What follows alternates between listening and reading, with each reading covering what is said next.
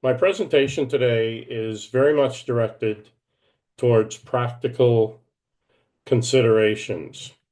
Uh, and I think it's important to recognize that you can research theory of monitoring evaluation and find numerous studies and frames of reference to carry out monitoring and evaluation. We don't, as educators or teachers in schools, we don't tend to use that language. It sort of comes from outside. So the theory of monitoring and evaluation is one thing, but I think the practical implementation, the practice, is what I want to emphasize. While the theory can be comprehensive, and in some cases it becomes so complex that those of us focused on working in schools find it quite a challenge to engage in the process. Unfortunately, theorists sometimes feel that their competence is measured by how lengthy and complex what they develop is. But I think that in practice, we have to be very pragmatic and we have to target the behaviors, the practices in our schools that we can improve to really benefit teachers and students most effectively. So my presentation is very much selective and goes to the kind of essential factors that lead to improvement for students and support for teachers. And those are the three essential things that we need to do. Focus on improvement, ensure that students are learning, and ensure that teachers are supported in their work. So with that in mind, for this presentation, I have used a very practical lens and come up with really four areas that are critical in bringing about improvement and which merit consideration in a monitoring and evaluation process. The first one is leadership development, leadership and policy articulation within the school. The second focuses on inclusive instructional strategies. And the third is collaboration and particularly supporting teachers. One of the things that I emphasize, and longer I'm engaged in this kind of work, the more I emphasize it, is that if we want real inclusion, it happens in the classroom, and the teacher is the one directing practice in the classroom. So supporting teachers in everything that they do every day in the classroom is the most critical thing we can do to ensure that inclusion is successful. And then the final fourth area that I want to talk about is engaging with parents. So let's start with leadership and policy. Uh, these are some of the things that I think are critical in terms of leadership engagement in the process and things that we should measure and try to assess when we evaluate how well inclusion's going in a school. The first is that there's a clear vision and leadership and commitment towards having an inclusive school. Is that evident?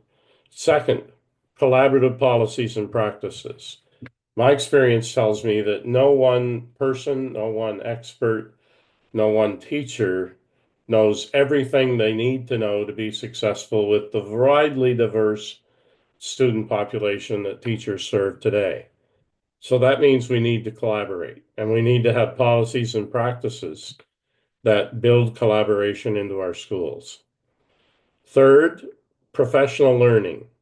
It has to be constant, ongoing, and leaders need to have a plan to ensure that professional learning is happening in the school.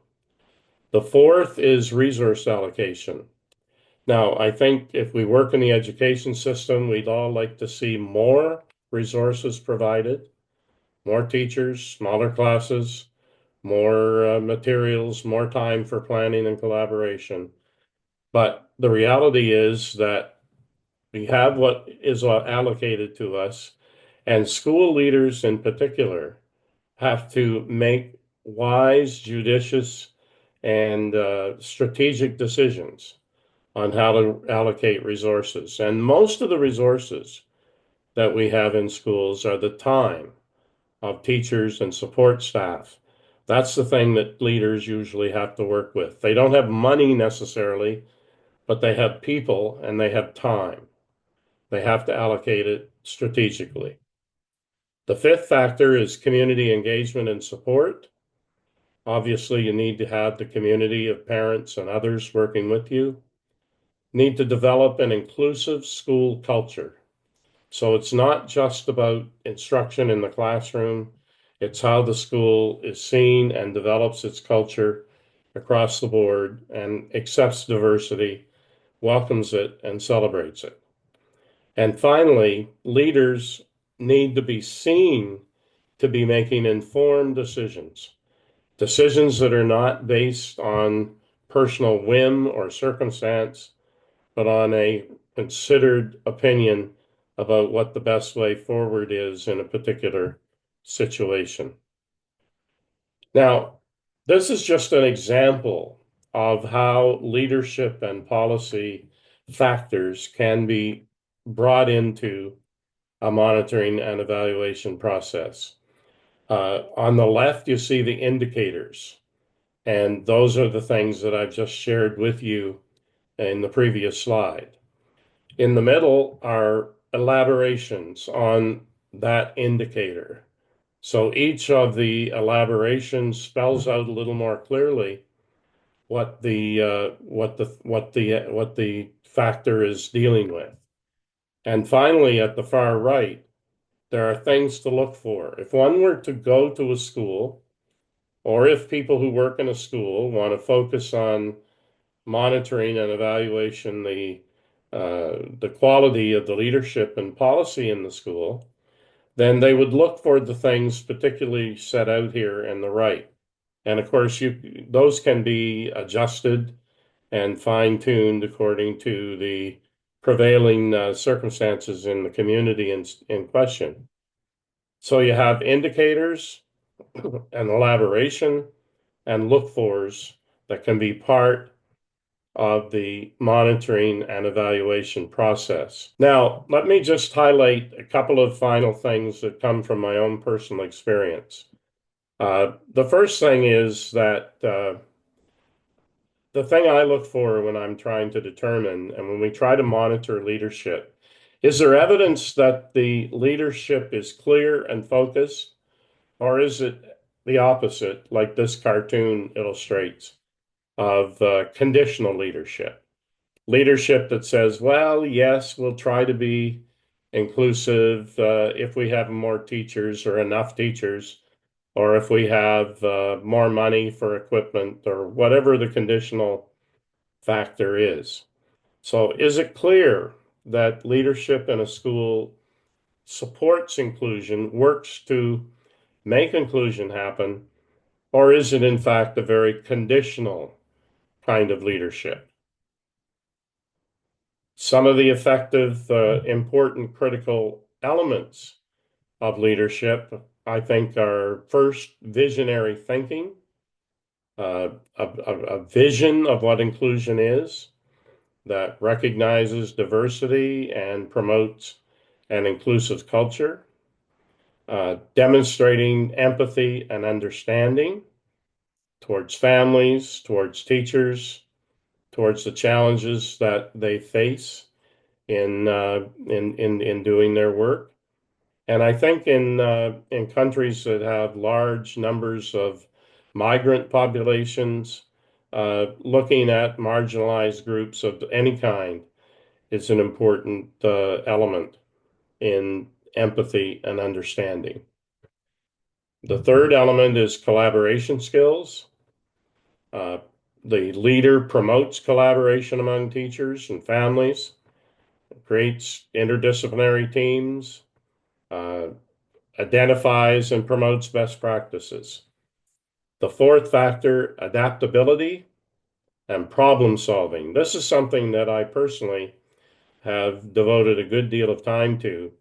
And I think that when schools and school leaders acknowledge that there are challenges and problems they don't have easy answers to, but they have a method to try to bring the best thinking possible to the questions and problems that teachers face and that affect student learning, you get better results. And problem solving, being willing to acknowledge that there are problems and having a plan that everyone in the school understands that when there's a problem, we have a way in our school to go about seeking a better approach for next week than we've pursued this week is critical. And finally, in any kind of improvement process, which monitoring and evaluation is focused on, there has to be a commitment to ongoing professional learning. Uh, Inclusive practices, in this case, making sure that teachers are aware of, know about, coached, and supported to have inclusive practices, and providing training and the resources and support that they need to address that. So those are the five things that I think are critical. And let me now just share very briefly uh, the kind of approach that I have had experience using in my own work. And that is a checklist. And there's several ways this could be used. There could be an outside team come to a school and use a checklist of indicators like this. Or in a school, there could be one or several small groups of uh, leaders, teachers, parents who meet together and look at these indicators and come up with their evaluation of the quality and the effectiveness of leadership and policy. So in this slide, you can see 7 indicators outlined. And if you look at the very top, uh, the rating can be that a factor is very evident, mostly evident, somewhat evident, or not evident at all. And so you can look at any of these factors, and we'll just take which one here? Number 5. Leaders establish and lead a school support team focused on assisting teachers and students. So the question is there, do we see that in this school? Is it evident? Is it very evident? Mostly evident? Maybe not evident at all? And what's the evidence that we have to back up this assessment? So this kind of format that directly involves people who are engaged in the school can look at factors, and I have 14 factors outlined here, each one of which focuses on a particular part of inclusive schooling and represents whether or not school leaders and school policy is contributing to effective inclusion in the classroom for students and support for teachers.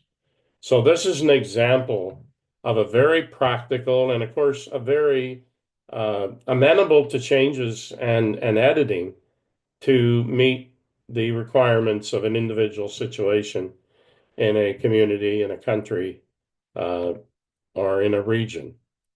So this is an example that I have had experience using.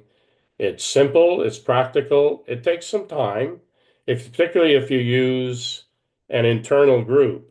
You have to have the group formed, you have to have them agree on the criteria, and then they carry out their inquiry, and then they engage in a discussion within the school community on how the results of the deliberation can improve practice. So that's the first factor that I wanted to share with you. So the second factor is inclusive instructional strategies. Now, my experience is that particularly in the transformation process from traditional special ed, where children with learning challenges are largely isolated and in different learning spaces. Uh, when you bring children into the classroom and you have a fully inclusive model operating, it's essential that there be a common understanding of the kind of instructional strategies that are going to be used in the school that can facilitate inclusion and participation by all learners. And this is something that's very, very important for teachers as well as students. The first factor is that whatever scheme, whatever model is used, needs to set high expectations for all students. It must be based on every student achieving at the highest level possible for them as an individual. So teachers need to have high expectations, and the assumption is that those will be addressed in instructional programs. The second factor is positive classroom environment. And that's essential, that the classroom not be, that it be an interesting, positive place where collaboration and teamwork are evident and that children feel engaged and accepted. Culturally responsive teaching. To some degree, we have to make sure that prescribed curriculum from the National Ministry of Education or regional ministry don't predominate the kind of responsive curriculum that is based on local circumstances. So we need culturally responsive teaching depending on uh, the population, the makeup of the population of the school community. The fourth factor is collaborative learning opportunities. If you're going to have effective inclusion, you have to find a way to have children learn together. Not that there are 30 individual students all learning in their own distinct way in a competitive kind of environment. Learning in an inclusive classroom should be collaborative, not competitive. Number five, the concept of universal design for learning has brought a lot of value to education and to teacher practice. And the elements of that, I think, need to be, or something like it. Like every country doesn't have to use exactly the same model, obviously. We all have our ways of deriving things for the future that'll be better than what we've done in the past. But in my view, universal design for learning provides a lot of individual elements of what helps make teaching more effective for a wide variety of students. Number six, use of assistive technology. We live in a very different world today than when maybe most of us, at least those of us who are of a certain age, went to school. And I think that use of assistive technology of various types needs to be embedded in school practice. In many parts of the world, here in my own community, in my own province, every student from age 12 up has a laptop computer. The teaching methodologies have totally changed from previous times. And in addition to things that are sort of standard like that, there's a lot of individual technology that can be brought to assist students who have particular and very specific needs to support their learning. And finally, formative assessment and feedback. And of course, formative assessment is a very simple concept. It focuses on using monitoring students' learning as a way to improve instruction to ensure better learning. It's not, again, a way to uh, competitively assess students' learning in a traditional sense, but a more positive oriented kind of assessment of the progress that students are making. And again, like my previous focus on leadership and policy, these are some of the factors that I think are essential indicators of inclusion, inclusive instructional strategies in the classroom. Uh, I'll just focus again on universal design for learning, number 5. And you can see in the center an elaboration of what that means. And on the right-hand side, the things to look for if you were to evaluate that. So each of these factors, the ones I just talked about, can be set out more clearly in a framework that people working in the school can utilize, understand, and use as they monitor ways to improve instruction in their school. Now, again, focusing on my personal experience, I have to say that one of the really essential things in success that I've observed is that there's a shared knowledge about and use of core inclusive strategies within a school. In other words, if there are 25 teachers in a school and you were to visit 5 of those classrooms in an hour and a half time period, you'd find a lot of the same type of activities going on, not exactly the same because teachers are different, but elements of inclusive strategies that have clearly been shared with teachers and that teachers use.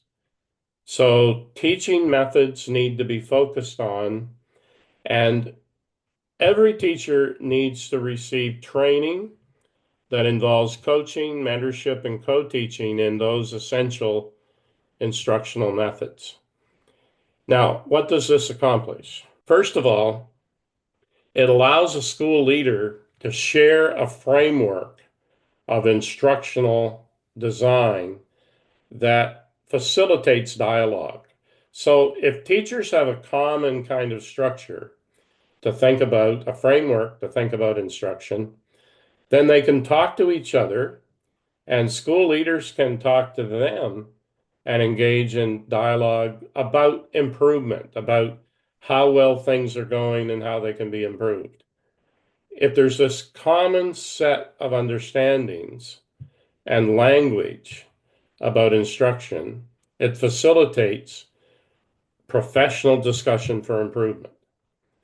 And school leaders can use this conceptual framework to engage teachers and focus on improvement in a very effective way. Now, in the systems where I have worked, these are just examples of what might be part of that framework of instructional design. All of which are, you can look all of these up, and there's literature about them and numerous descriptions of how to use these particular learning approaches in the classroom. Universal design for learning, differentiated instruction, multi-level instruction, cooperative learning, cognitive levels, Benjamin Bloom. I found this is a North American thing. I don't know whether it is in your country. I know it's not widely used in Latin America, for example. So some of these elements are particular to our own region and to even our own countries. And finally, I have peer learning, that is promoting peer-to-peer engagement that results in learning. So these are just a few. These are 6 things that I've had experience directly with myself that have been part of the instructional framework used to enhance discussion of instruction in an inclusive classroom and inclusive school. So principals, teachers share an understanding of whatever elements of the model they have, and they can engage in discussions about improvement. Another factor in instruction and again, this comes from my own experience, is that the curriculum and its adaptation and instructional strategies need to provide for accommodations, modifications, and personalization. And we could spend a lot of time, we could have a whole seminar or webinar on these three topics. But those kind of things need to be part of the instructional and curriculum framework that's used in a school. Not everybody can do everything that the teacher sets out to teach, but they can do perhaps some of it, most of it, some of it with some modifications, and certainly uh, children who've traditionally been part of special education very frequently need significant personalization of their learning plan in order to ensure that they're successful and meeting their learning goals. Individual learning plans, again, are an essential part of inclusive education uh, based on the student's strengths, uh, looking at what the curriculum is, personalizing goals, making adaptations, identifying how teaching strategies need to be adjusted, and ways to evaluate that are particular and personalized to the individual. These are all things that need to be part of the instructional design framework used in an inclusive school. Okay, now to the next part of this, which is how do we go about doing this? And actually, it's similar to what I've shared previously on policy and leaders. So it's a look for kind of approach where we have the inclusion indicator. Again, the rating can be very evident, mostly evident, somewhat evident, or not evident at all. Uh, and whether individually or in small groups, whether from an internal group of people or individuals or external. This kind of framework can be used quite simply and directly to evaluate whether or not these indicators are present. And I've got 11 of them here. Uh, just take number 8, which is very straightforward. Teachers use assistive technology needed for students to participate fully in the common learning environment. So the question is, do they, don't they? Is that evident? Is it very evident, or there's no evidence of it at all? Number 10, assessment techniques and formats are varied and purpose-driven. So, is there evidence that teachers use formative, developmental kinds of evaluation of student success to provide for improvement? Uh, or they use very traditional assessment mechanisms? What's the evidence? Is there a lot of evidence? Only a little? None at all? And what's the basis for that judgment? These are things that can be done again and fine-tuned to the circumstances of the particular school.